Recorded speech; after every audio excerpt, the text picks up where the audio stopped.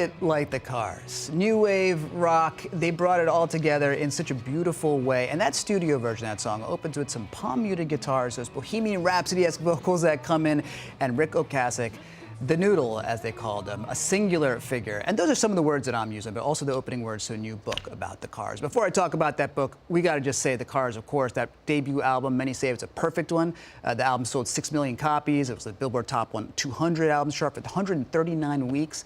That's more than 2.5 years and worth every moment. The band broke up in '88, but that music and the stories continue, and there's so much to talk about in this new book, which takes us on that trip with the band. The title, it's a lyric from the song you just heard. It's called The Cars, Let the Stories Be Told, written by author Bill Janovitz, who's also a member of the alternative rock band Buffalo Tom. A great band in and of itself, and Bill, we're very happy to have you here on Inside the Issues. Thanks for taking the time, man. And I gotta say, as a guy from Boston and with a Boston band, I'm sure there's special kinship you felt to the Cars, as we all do in our own way.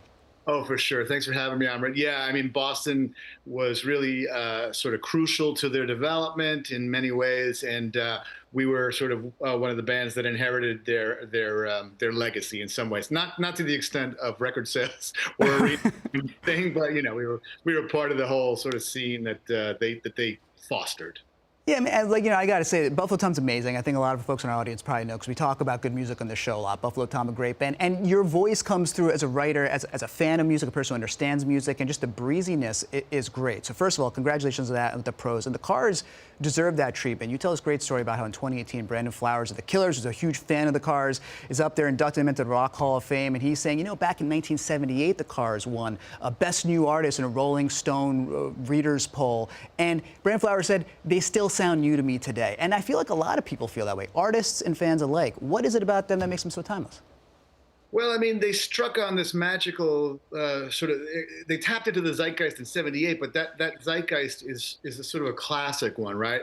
It's like the crunchy guitars. You've got sort of the past. You've got this sort of rockabilly guitar of Elliot Easton. Sometimes you just got the beef, but then you've got these cool sort of synths, but importantly analog synths in the early days of the Cars. So the kind of fat sounding, all this great stuff happening. But it really comes down to the songs, and classic songs will transcend any kind of production or any kind of trends or eras, and that's what you get with, especially with that debut album, which they still jokingly refer to as their greatest hits album.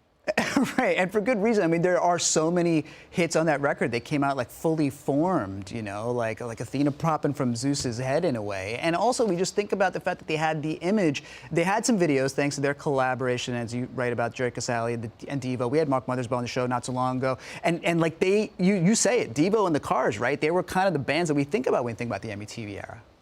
Yeah, I mean, they both predated MTV, and in fact, yeah, Casale comes in on the Cars' third record, Panorama, and directs 2 scripted videos as opposed to just straight up performance miming videos. And this was like I said, you know, maybe you had Solid Gold spinning a video every once in a while, but MTV didn't exist. So when MTV did hit the ground running in what, '81, that's when they were searching their library for videos, and of course Devo had a bunch. Cars had a bunch, as did some other new wave and sort of newer bands. So that was kind of what we think of when we think of MTV. The Cars and Devo are 2 of the bands that come right to my mind, anyway. Yeah, I mean, the look is absolutely there, and part of it's Ric Ocasek, and he's got this really interesting look. I mean, is he conventionally handsome? I don't know, but he's an arresting image, and it's a time for that. You talk about David Byrne and other folks who kind of fit that mold. So he's of that time. And Rick himself is an interesting story. I mean, just talk about how he kind of just starts in Ohio and meets his bandmate, and Ben and him just make their way to Boston. I mean, it's quite a trip to the point where they get to the spotlight.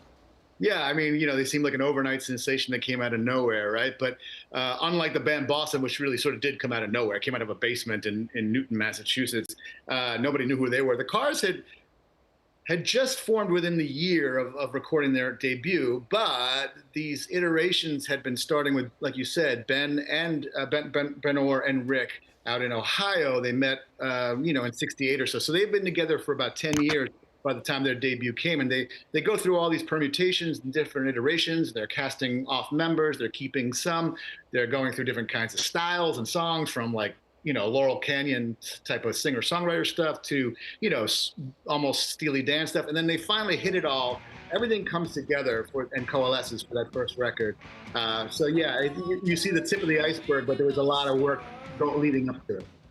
Yeah, I mean, we think about what they do as power pop, and there are so many great power pop bands in the history of the United States, Cheap Trick and Big Star, and you talk about how they're influential in some of the ones that we've come to know more recently, too, and we can talk about those in a second. But, Ric's story is really interesting, obviously. He's kind of very controlling about stuff. I mean, for maybe understandable reason, he writes a lot of the songs, all the songs kind of, right? At least co-writes or writes all the songs. And he's got this supermodel girlfriend who becomes his wife, but there's also a lot of tragedy to his story and ultimately the way it goes with his bandmates, too. Yeah, I mean, you asked what was he like? He was an enigma, and he was purposefully mysterious, and he kept a lot of things, especially his past, compartmentalized. Once he moved on, he didn't really talk about, like, for example, he had left a wife and 2 kids in Ohio before he came to Boston, and his own bandmates in the Cars didn't, except for Ben. Ben was obviously privy, but the other guys in the band didn't even know that Ric had this other family, until like their second or third record. They're on tour, and he's talking about his teenage son who's coming. They're like, teenage son? You got these little guys, But there's stuff like that. And then, yeah, so that he was with Suzanne, is that wife, with those 2 kids in the middle, from poverty to, Heartbeat City when he finally meets Polina. She's 19 now. Part of the thing is one of the big things he did was keep his age a secret right until he died. I mean, there was corrections being printed. You probably remember when he died. Like, wait a minute, no, he was actually 70. So when they broke, he was 33, but he kept that. He thought he was saying sort of late 20s, and it's funny because 78 is the same year that the Stones come out with Some Girls. And people were asking these questions like, are these guys too old to keep doing this? The Stones, they're in their 30s. This is crazy. Right. And he was older than Ron Wood, older than Neil Young, older than Steve Winwood. So it's like the hippies became the new wave guys. Yeah, I mean, there's so much to the story of the Cars, and again, you write about it so well, and people have to get the book to get the full picture. But before I let you go, just real quick, I mean, the legacy. We talk about the Strokes, MGMT, the use of the synth, the Fountains of Wayne, these power pop bands that are so big and important, right? Great songs, New Pornographers. I mean, the list goes on. Just how do you characterize in a line or two the enduring legacy of the Cars? Yeah, I mean, they struck upon a sound, like I said, that was classic and new at the same time, and it became its own classic template. So that, by the time they come back out of Heartbeat City, and then have their little ebb where they break up, then Ric is called back into action by all these bands, sort of my generation. Weezer, Guided by Voices, Gwen Stefani, the list goes on, right? Yeah, and then we've got these new artists today, like Olivia Rodrigo, who, I don't know if she knows she's doing an homage to the Cars via other bands, but it's just a continuum, and it's beautiful. Yeah, I mean, it really is. And I got to say, to the extent that this lineage continues in you and your at least regional affiliation, if not stylistic, with Buffalo Tom, it's been a huge contribution. So thank you for taking the time to be with us tonight. Thank you for your music for all the years. Thank you for writing this book. I hope to talk to you again more. And it's a great book, and your writing's amazing, too. So thanks for that. I appreciate it. Thanks so much. Thank you so much. Bill Janovitz writing about the Cars. You see right there, Cars, the Cars. Let the stories be told. You recognize that lyric. And if you enjoy that conversation, you're going to love that book, too. Check it out. The Cars are amazing. Thanks for watching our YouTube channel. Let Spectrum News be your resource for balanced, in-depth political coverage. And click the subscribe button here. You can also download our app and watch us on TV to learn more about the candidates, where they stand on the issues, and more. We'll see you then.